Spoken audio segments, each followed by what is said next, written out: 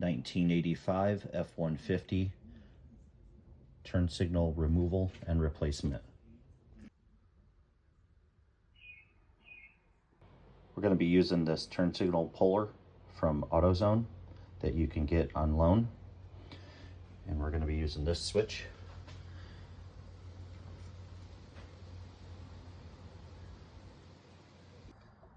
Issue we're having is we have a fast blink, and this indicator inside the cabin just recently started working. The other side doesn't light up. Still a fast blink on the outside. But also, the hazard switch broke off.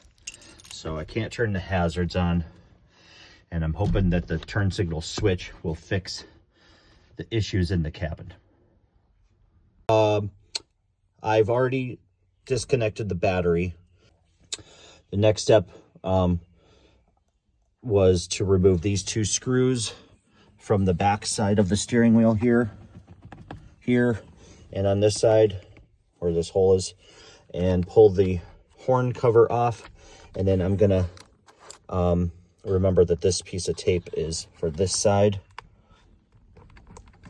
and this goes on the opposite side. So take that horn off, and then we'll get our steering wheel puller. At this point, instead of marking the steering wheel where I did, I should be marking the inner steering column shaft to the inner plate on the steering wheel. It's going to shift later, but I did get it aligned. So mark it on the inside, not like I did. Take the nut off here, and then we'll get our puller. All right, so we got the steering wheel puller set up here.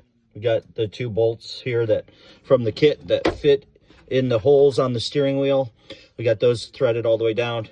And we're just gonna tighten it down and make sure we are careful and don't break anything.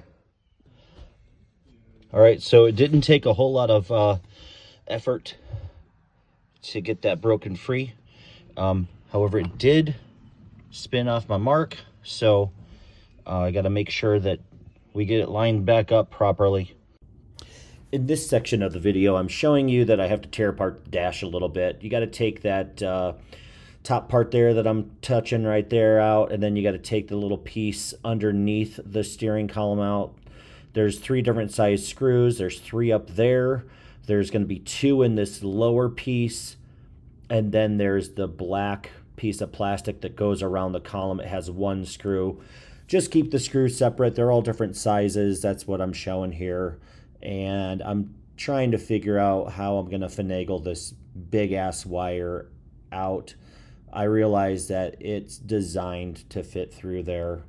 So I'm struggling here to figure out how to get it all out. But I soon realized that it just pulls right out nice and easily. Okay, sometimes cussing things out makes it work. So this right here, that wire is what signals for your gear shifter to indicate what gear you're in. And this, Ford went ahead and did a good job. This wire fits through that gap there at the top and fits through this slack and fits right through. There's enough room just almost perfectly for that terminal end to fit right through there. So I did have to take 1 more screw out. So there was 4 screws total holding this thing in. There was I believe that's a ground screw right there. Then there's 1 there, 1 there, and 1 there, and that holds that on. All right, another update. Got the switch started. There was this piece right here had a cover on it to protect it during shipping. So that needed to come out. There's a little metal piece that makes contact back there. Got that in. Got the rest of the switch screwed in place. We're gonna test it out here.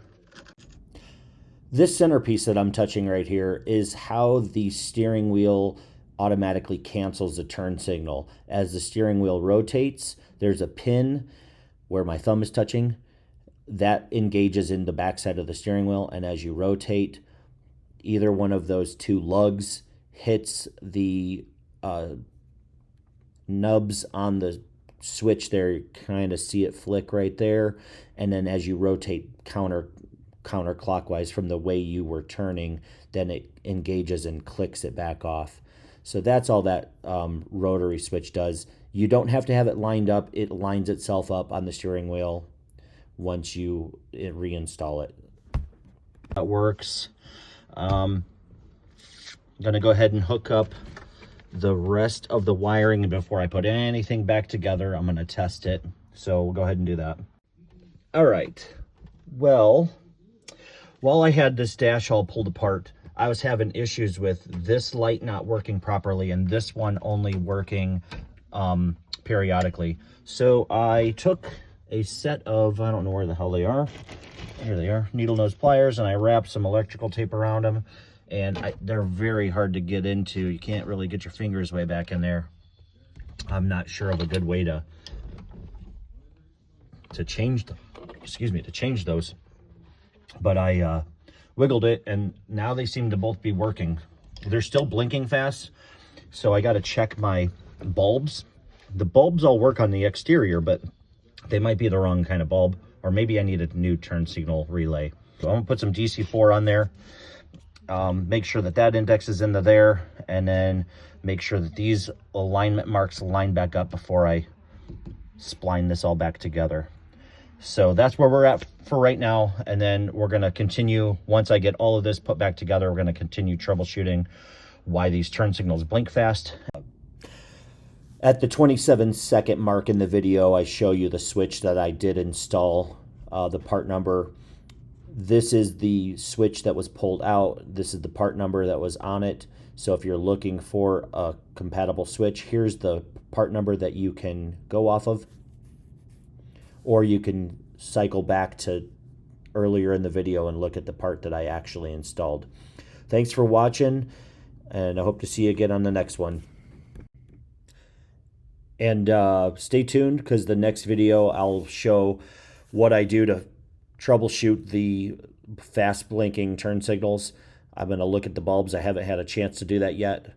And I also have a high beam switch that needs to be replaced. So we're going to go ahead and get that done. And there's a few more things on this truck, so I'll be putting out videos as I make each repair.